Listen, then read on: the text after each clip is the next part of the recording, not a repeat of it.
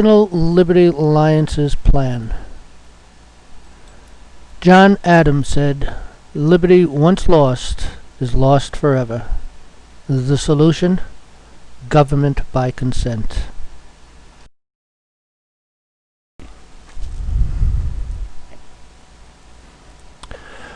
We hold these truths to be self-evident, that all men are created equal, that they are endowed by their Creator with certain unalienable rights, that among these are life, liberty, and the pursuit of happiness, that to secure these rights, governments are instituted among men, deriving their just powers from the consent of the governed, that whenever any form of government becomes destructive to these ends, it is the right of the people to alter or to abolish it, and to institute new government, laying its foundations on such principles and organizing its powers in such form as to them that seems most likely to affect their safety and happiness. Declaration of Independence.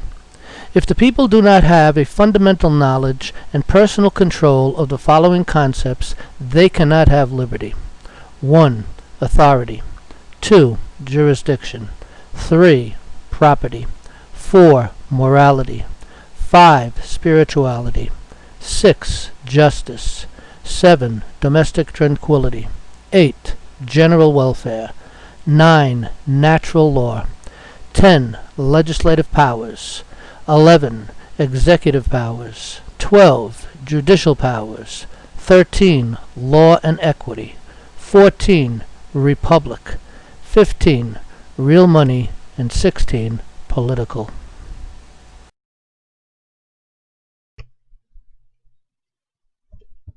If the people are ignorant to the Constitution, how can they know if their government servants are ignoring it? If our government servants are ignorant to the Constitution, did they lie when they took their oath to serve and protect the Constitution? If our elected and appointed servants need to consult a bar attorney who specializes in statutes and has zero knowledge of the Constitution, what does that have to say about the state of our Union? Who's consenting to our government? It is not what we don't know that gets us in trouble. It's what we are convinced that we do know that's not true that will injure us. People have an ignorant belief that liberty is the freedom to choose, while they are unaware that our daily choices are irrelevant, while relevant choices are stacked both politically and judicially. In fact, liberty is freedom from all law except that of nature's God. There's nothing more dangerous than a closed mind. True ignorance is not the absence of knowledge, but the refusal to acquire it. Nothing in the world is more dangerous than sincere ignorance and conscientious stupidity. It is impossible for a man to learn what he thinks he already knows. A revolution is coming, a revolution which will be peaceful if we are wise enough, compassionate if we care enough, successful if we are fortunate enough, but a revolution which is coming, whether will it or not. We can affect its character, we cannot alter its inevitability.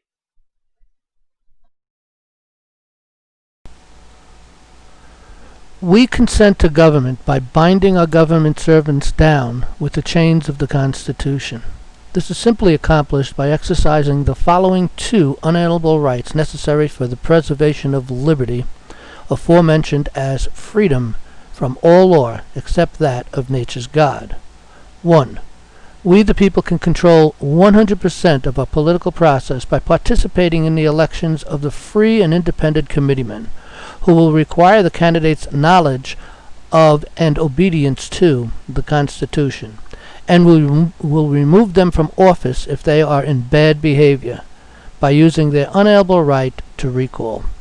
Proper exercising of this unalienable right will result in the election of the true statesmen that will serve the people instead of themselves. 2. We the people can control 100% of our legislators and judiciary by either participating in the administration of the juries or responding to the call to the jury assembly.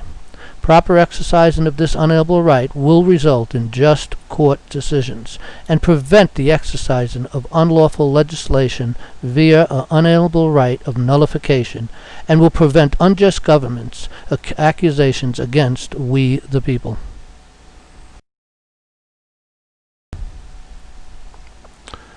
The United States Constitution Preamble.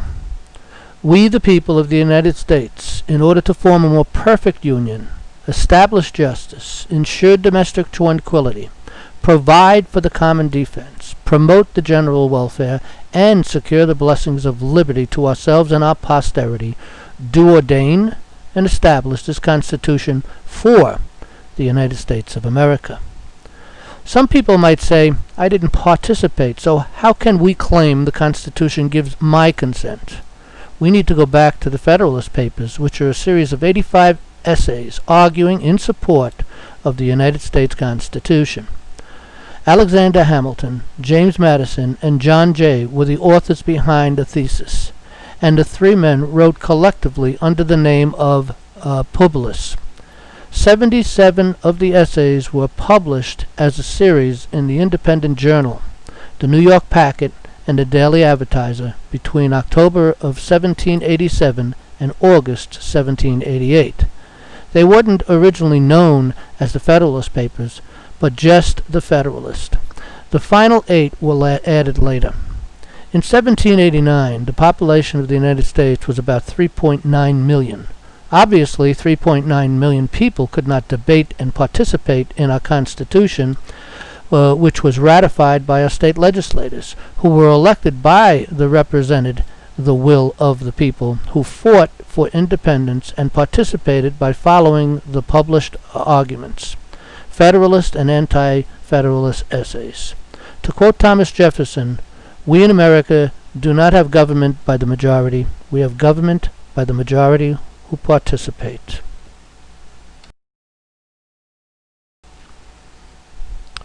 So as our founding fathers stated in the preamble, they secured the blessings of liberty to ourselves and our posterity. Therefore, being responsible statesmen, friends, neighbors, countrymen, and parents, wanting the best for their children and their children's children, they, by the blessings of God, produced mankind's most significant document, second only to the Bible, written by men as God the Holy Spirit inclined them. The Constitution has only 4,543 words, including the signatures. The Bill of Rights has only 462 words. The Declaration of Independence has 1,458 words. And yet a supermajority of the people, including public servants, are totally ignorant of their content and meaning. It is extremely disturbing that the people are so ignorant of their blessings of liberty, which has allowed our justice system to become unjust. Thomas Jefferson, the man who discovered the American freedom formula, warned us that the formula for freedom could be lost in one generation, and so it has. Jefferson said, if a union expects to be ignorant and free in a state of civilization, it expects what never was and never will be. An enlightened citizenry is indispensable for the proper functioning of a republic. Self-government is not possible unless the citizens are educated sufficiently to enable them to exercise the oversight. It is therefore imperative that the Union see to it that a suitable education be provided for all its citizens. Educate and inform the whole mass of the people. They are the only sure reliance for the preservation of our liberty.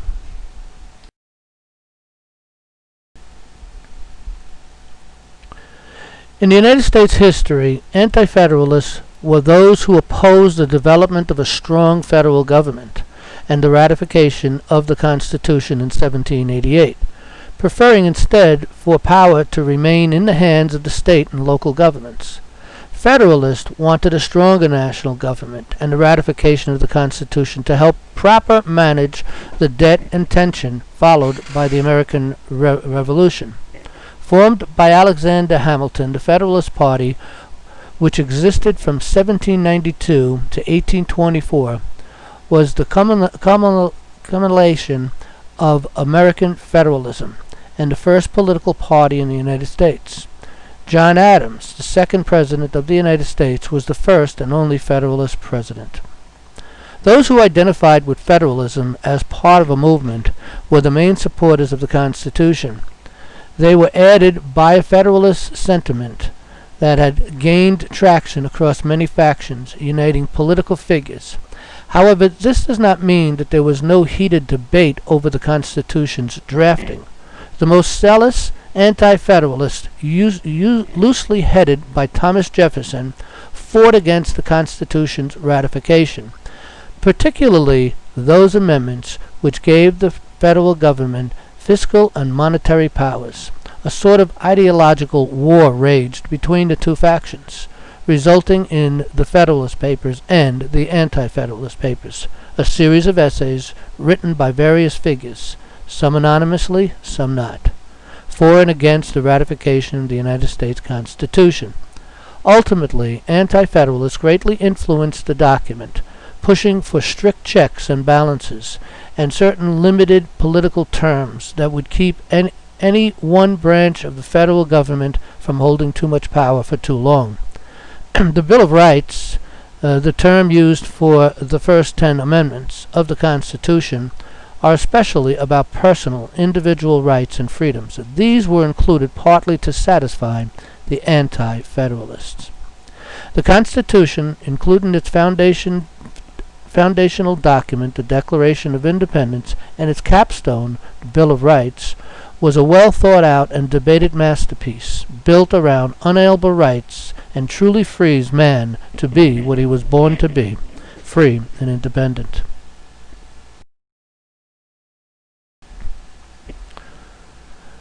Just laws. Government by consent necessitates that people have control of our judicial, legislative, administrative powers and political processes.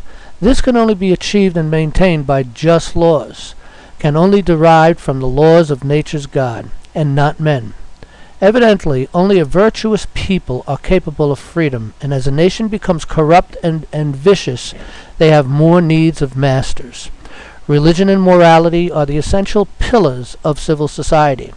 We have no government armed with power capable of contending with human passions, unbridled by morality and religion. Our Constitution was made only for a moral and religious people. It is wholly inadequate to the government of any other.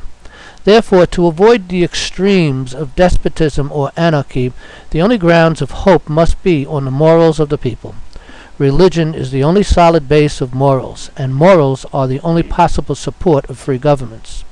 Therefore, education should teach the precepts of religion and the duties of man towards God. True religion and good morals are the only solid foundations of public liberty and happiness. It is hereby earnestly recommended to the several states to take the most effectual measures for the encouragement thereof. In the latter half of the 18th century, the people formed committees of safety throughout the colonies, by which the American Revolution was born. These committees filled vacancies for the Continental Congress and that served as the governing body of the United States during the American Revolution, that eventually gave birth to our republic by ordaining and establishing the Constitution that governs our government.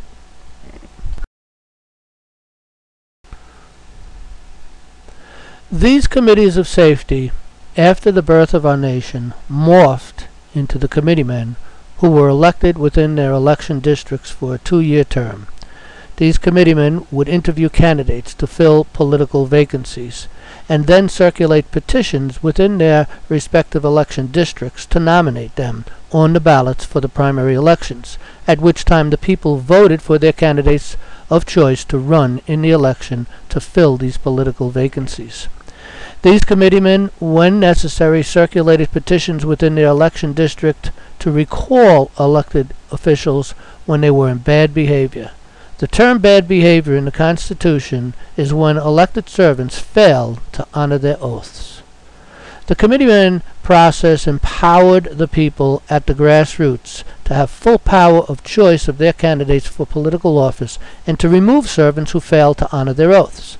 This was the political exercise of government by consent, until, as George Washington had warned, a small but artful and enterprising minority of cunning, ambitious, and unprincipled men subverted the power of the people, usurping for themselves the reins of government, putting in place of the delegated will of the nation the will of a party, thereby obstruction and execution of the law, and destroying afterwards the very engines which have lifted them up to the unjust dominion through unconstitutional statutes.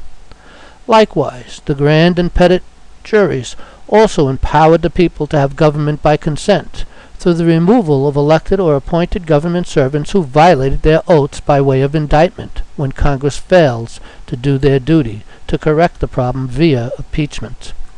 The trial jury, through the power of nullification, could also override any legislation that they believed violated the unalienable rights of the people. Until a tsunami of bar attorneys and judges who have been taught to serve the will of the bar first, the will of the state second, and occasionally, if there is no conflict with the first two, their lulled-to-sleep client. These robotic attorneys question nothing, ignore the law of the land, enforce repugnant statutes, become lawless judges, have seized total control of our juries, and have trodden our Constitution underfoot.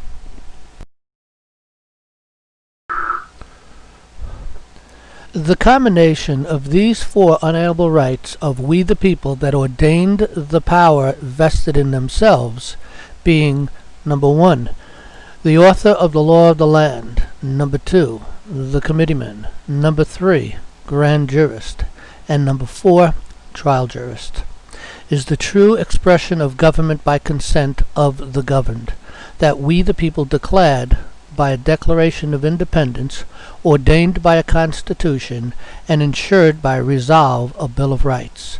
This is what we the people, through the unified United States common law grand jury, are determined to reinstate at all costs, and only then, by consent of we the people, will America be great again.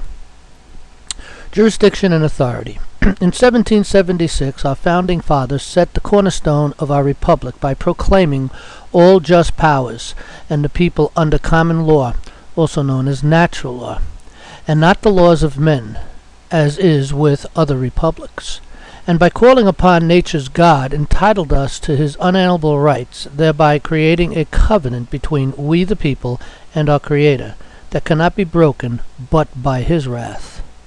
We need only look to our founding documents and our common law history to learn how the people can be restored to power. The common law demands that we the people stop thinking like the slaves that we were and start thinking as the free men we were meant to be. This requires a maturity within us to educate ourselves via Jefferson's suitable education that will give us a true understanding of liberty, again being free from man's law, to accept the responsibility for our own actions and to recognize and acknowledge the rights of others to exercise liberties that we may or may not agree with. This maturity is both a stumbling stone that many fall upon because of ignorance and a prerequisite to understanding and exercising true liberty.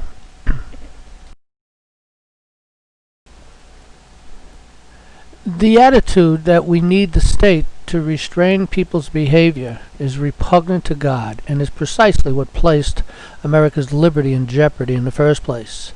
This was a direct assault upon our Bill of Rights, enabling the construction of a statutory prison, which has enslaved us all. We have never stopped sinning by passing laws, and in the same way, we are not going to take great moral ideals and achieve it merely by law. Dwight D. Eisenhower. It is here where a proper education and a moral compass plays their role. Thomas Jefferson said, "I prefer dangerous freedom over peaceful slavery." Liberty demands that we do not permit the state to legislate our behavior. We, the people, by the power and the authority vested in us by God, ordained the Constitution for the United States of America, therein creating 3 branches of governments, whose only commission is to accomplish 6 prime directives. Number 1, to form a more perfect union. Number 2, to establish justice. Number 3, to ensure domestic tranquility. Number 4, to provide for the common defense. Number 5, to promote the general welfare. And number 6, to secure the blessings of liberty. Any legislative, administrative, or judicial action at any level of government that does not accomplish or support one or more of the aforesaid directives is without authority, and thereby null and void. The Declaration of Independence being the foundation of all law, the Constitution being the framework of all government authority and jurisdiction, and its capstone Bill of Rights being the judge of all government acts, is the law of the land and is not to be violated. These founding documents clearly define the order by which all authority flows. Number 1, laws of nature's God. Number 2, laws of we the people. And number 3, lawful acts of government. Any act of legislation, administration, or judicial that cannot trace its authority back to the Constitution is an unlawful act, and the proper remedy against any such act is nullification.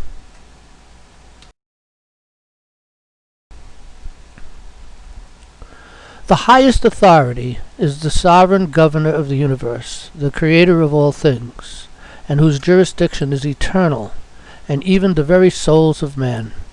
In Isaiah 45, 5-12, nature's God said, I am the Lord, and there is none else. There is no God beside me. I girded thee, though thou hast not known me, that they may know from the rising of the sun and from the west that there is none beside me. I am the Lord, and there is none else. I form the light and create darkness. I make peace and create evil. I, the Lord, do all these things. Drop down, ye heavens, from above, and let the skies pour down righteousness. Let the earth open, and let them bring forth salvation, and let the righteous spring up together. I, the Lord, have created it. Woe unto him that striveth with his Maker. Let the potsherd strive with the potsherds of the earth. Shall the clay say to him that fashioned it, What makest thou? Or thy work, he hath no hands? Woe unto him that saith unto his father, What begettest thou? Or to the woman, What hast thou brought forth? Thus saith the Lord, the Holy One of Israel, and his Maker, Ask me things to come concerning my sons, and concerning the works of my hands. Command ye me. I have made the earth, and created man upon it. I, even my hands, have stretched out the heavens, and all their hosts have I commanded.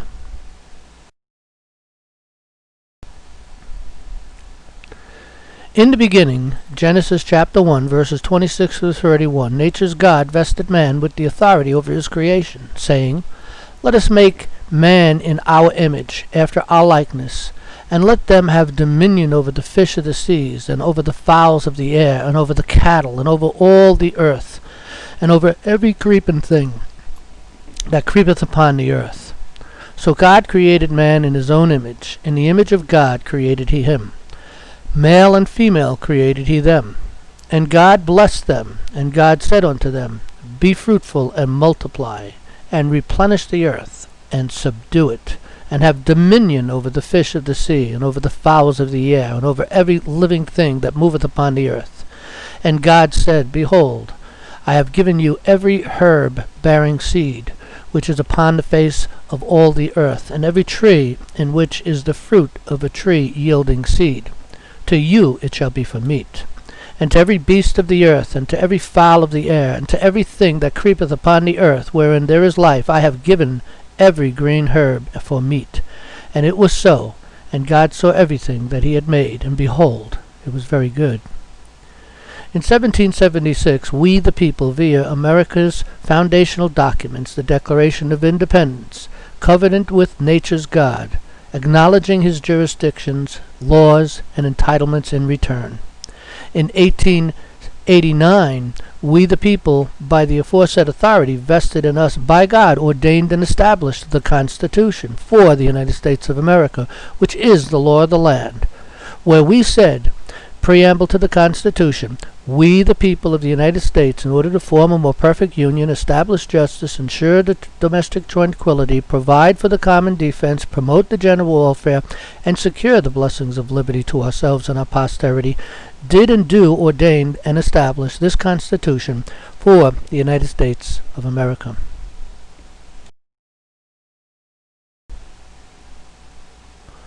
Therefore, considering the covenant, authorities, and jurisdiction this republic is founded upon, it is of no surprise to us today that God raised up a type of Osiris in President Trump to bring judgment upon the evildoers operating in the mire that has seized control of his city on the hill.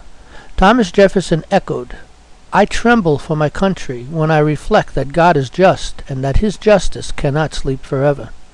And God promised that judgment would come in the fullness of time, in Isaiah 14:21-27, where he said, "Prepare the slaughter for his children," that's Satan's children, "for the iniquity of their fathers, that they do not rise nor possess the land, nor fill the face of the world with their cities," that's the New World Order. "For I will raise up against them, saith the Lord of hosts, and cut off from Babylon the name and the remnant and the sons and the nephews, saith the Lord. I will make it a possession for the bitten and pools of water. I will sweep it as with a broom of destruction, saith the Lord of hosts. The Lord of hosts hath sworn, saying, Surely as I have thought, so shall it come to pass.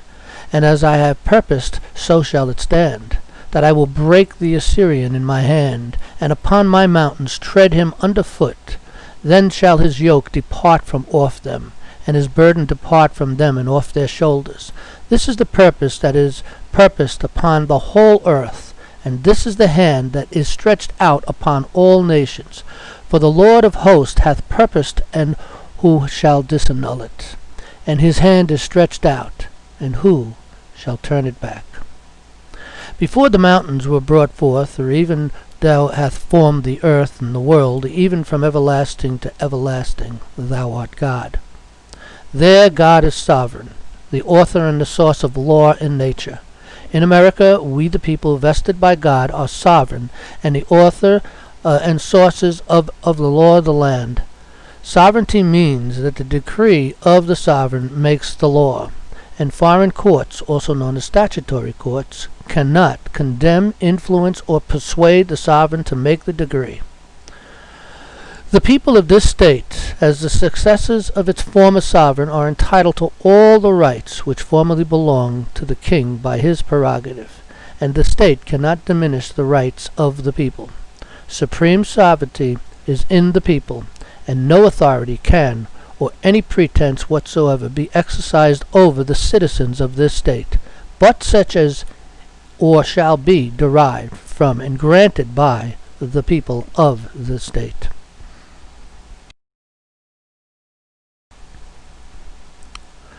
We the people ordained and established the Constitution for the United States of America.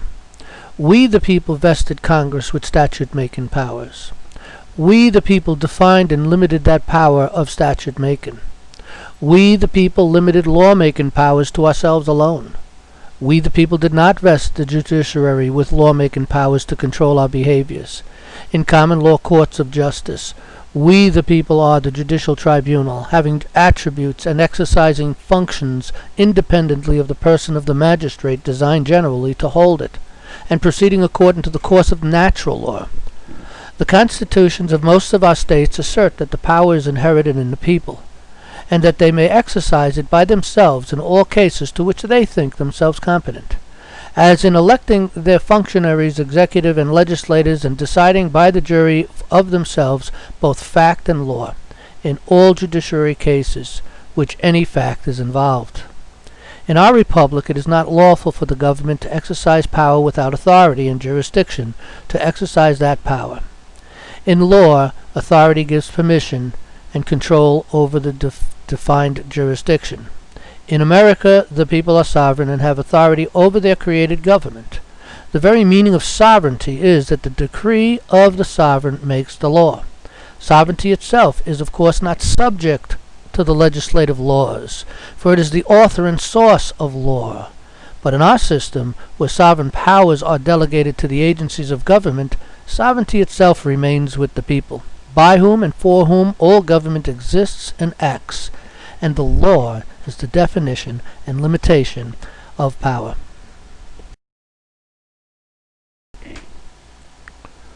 Rights of self-government. The unalienable right of the sovereign people to self-governance was ordained by God through a covenant between the people and their God via the Declaration of Independence, where we the people assumed among the powers of the earth the separate and equal stations to which the laws of nature and nature's God entitled us, whereas common law governs all men, and we the people via the Constitution are the authority of all law. And when such a servant government suppresses the people and robs them of their sovereignty, it is the right of the people to alter it, that is, to remove the tyrants via recall or indictment, or abolish it, that is, the deep state, via self-enforcement, and if necessary, under the Amendment 2, we the people will surrender to none but God. When in the course of human events it becomes necessary for one people to dissolve the political bands which have connected them with another, and to assume among the powers of the earth the separate and equal stations to which the laws of nature and nature's God entitled them, a decent respect to the opinions of mankind requires that they should declare the cause which impels them to the separations. God's covenant is eternal, and cannot be broken on behalf of another. This law is called common law, because it is common unto all men, or natural law, because it is innate, written in the hearts of men. Thereby the authority vested in we the people, instituted by degree in our Constitution, created a republican form of government to secure the blessings of liberty to ourselves and our posterity.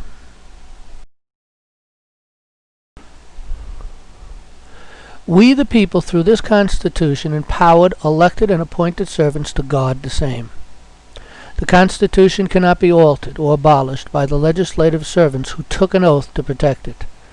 Any judge who does not comply with his oath to the Constitution for the United States wars against that Constitution and engages in acts in violation of the supreme law of the land. That judge is engaged in acts of treason. We the people are free and independent sovereign people with the unalienable right of due process and with no contract with any administrative court. Thereby we owe the state nothing and are under no obligation that would require the people to seek leave from any servant who has no jurisdiction or authority over we the people. We are not subjects of the state, but the masters thereof. It is the public policy of this state that public agencies exist to aid in the conduct of the people's business. The people of this state do not yield their sovereignty to the agencies which serve them. At the Revolution, the sovereignty devolved on the people, and they are truly the sovereigns of the country, but they are sovereigns without subjects, with none to govern but themselves. Any servant who resists these truths wars against the governor of the universe, wars against the Constitution, wars against the people. Any judge who does not comply with his oath to the Constitution of the United States wars against that Constitution and engages in acts in violation of the supreme law of the land. That judge is engaged in acts of treason.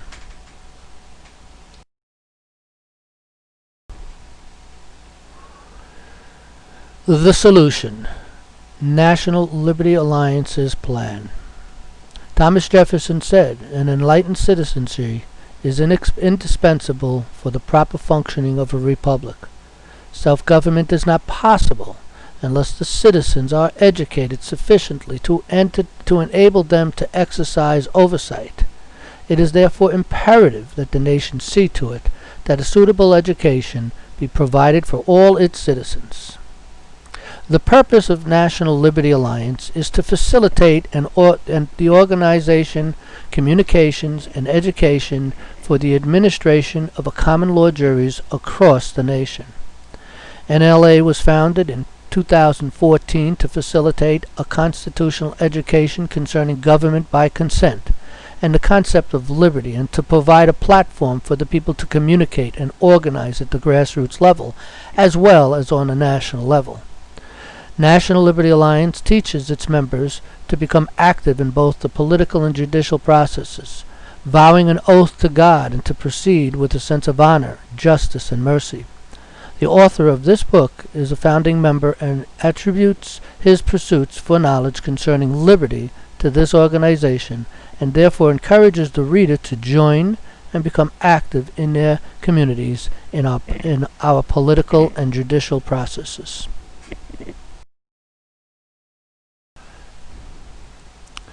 While it is true that President Trump is doing an amazing job dismantling the evil works of the deep state and its new world order behind it, this is not a time to become complacent, because only the people can save our republic. Without the support of the people behind President Trump, we cannot be successful. Furthermore, we cannot have liberty and justice for all without having a government by consent, and that requires the sacrifice of some of our time and money.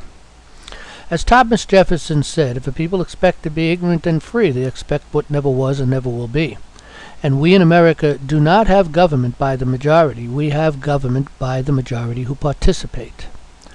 To date, National Liberty Alliance is organized with 9 national coordinators, 111 federal district leaders, 91 state coordinators, 1,397 county organizers, and a membership of over 7,500 people, poised to take control at the grassroots level when the aforesaid swamp is drained. To date, we have 1,076 grand jury administrators preparing to fill the 12,500 plus seats across the nation required to take back our judiciary. These are full-time paid positions.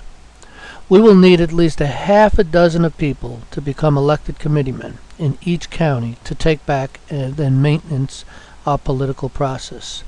These committeemen can relieve the corrupt unelected county leadership and take control of all the unelected committeemen who think that they are elected, to free them from the party bosses and empower them with the true meaning of liberty and free elections. Committeemen are the people on the grassroots level who nominate the candidates to be on the ballot for the elections and monitor the process to ensure honest elections. Presently, all these positions are under the control of the deep state.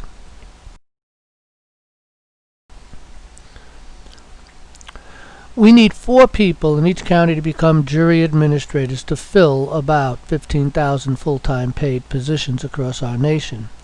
These administrators will be responsible for orientating the juries called and act as an investigative body for the grand jury when called, to assist the jury in the writing of true bills and prevent the officers of the court from abusing, stacking, and tainting these juries. National Liberty Alliance Declaration.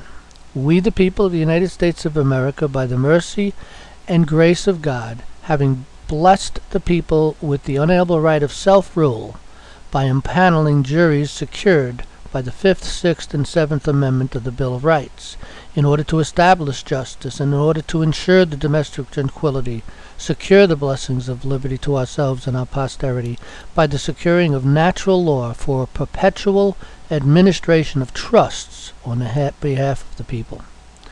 National Liberty Alliance's communications.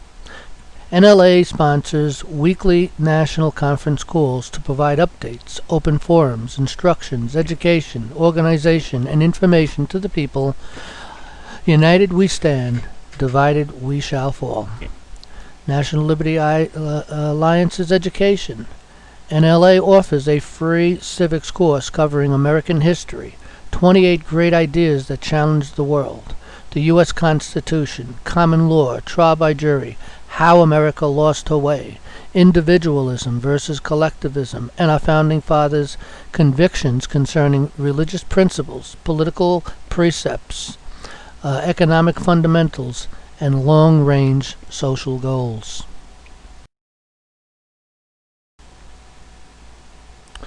NLA offers a free civics course and a government by consent course to all National Liberty Alliances supporting members that donate $5 a month or more. This course covers an in-depth understanding of law, our judicial and political process, our founding documents, court access, jury administration, and how to take back control of our out-of-control government and return to government by consent. Training. National Liberty Alliance provides on-the-job training for the administration of the juries. We are now training people to fill 4 administrative positions, full-time paid positions for each county. All positions are on-the-job training, and National Liberty Alliance's free civics course and government by consent course is required for all those interested in the position of administrator at nationallibertyalliance.org. We are seeking to fill approximately 18,000 positions in approximately 3,100 counties. Salaries range from $48,000 to $96,000 a year, calculated by experience. Organization. National Liberty Alliance has assisted the people in all 50 states to establish a leadership and unify every county in the state by reconstituting the common law grand juries.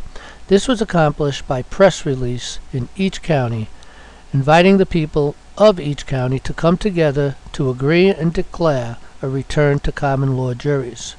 We are still helping to establish leadership, membership, and administrators in every county.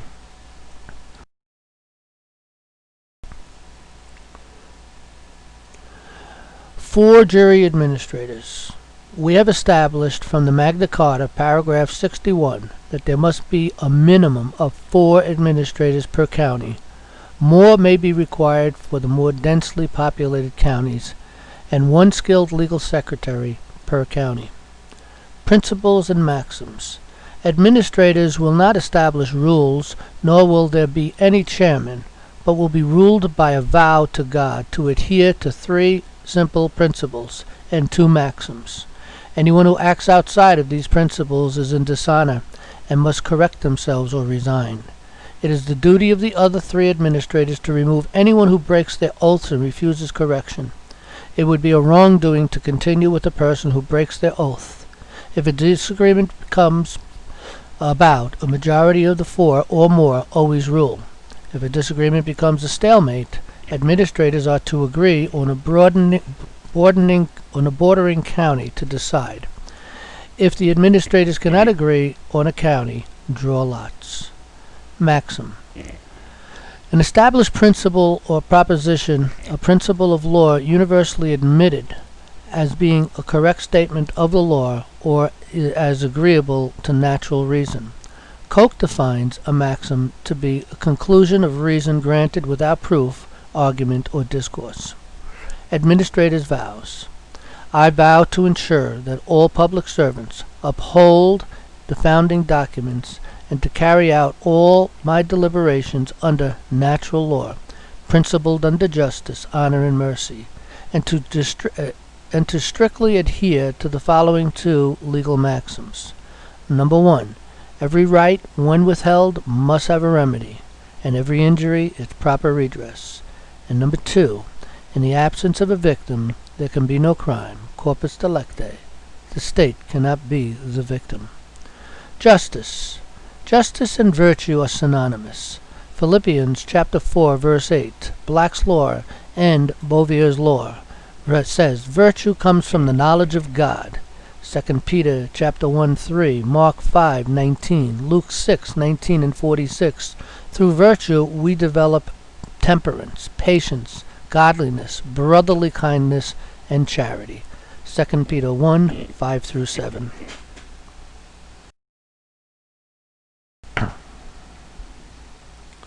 Administrative duties. The 4 administrators are the investigative body of the grand jury and write prescriptions for public servants and agencies when they violate the people. They receive complaints from the people and endeavor to solve them. They arbitrate it if both parties agree. They call the impaneled grand jury and trial juries. They provide orientation for jurors. They advise jurists when asked. They write the true bills to be signed by the foremans once the jury deliberates.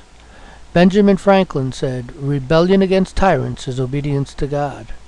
William Penn said, men must be governed by God or they will be ruled by tyrants.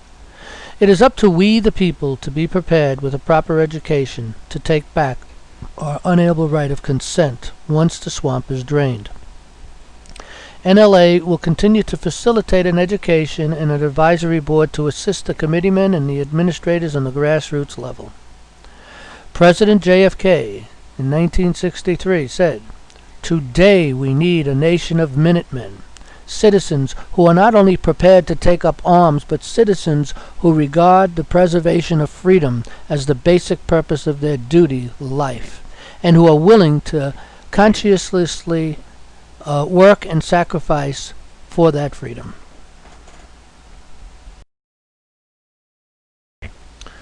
The great danger to American freedom is government that ignores the Constitution. Thomas Jefferson. The saving of America rests on our shoulders. If proactive, educated patriots are not there to redirect power back to the people once we turn the page in Washington and our state capitals, it will only be a matter of time until we'll return back to the mire. So join us and be part of the solution. Go to nationallibertyalliance.org and join the revolution to take back America. Take our free civics and constitutional courses. A higher education is also available under our education tabs. Attend our Monday night teleconferences. For details to join us, click on our weekly call. If you cannot join us live, download the call later from the same page. Support our campaign for constitutional sheriffs. Click the banner on our front page. Support National Liberty Alliances financially by giving $5 a month or more.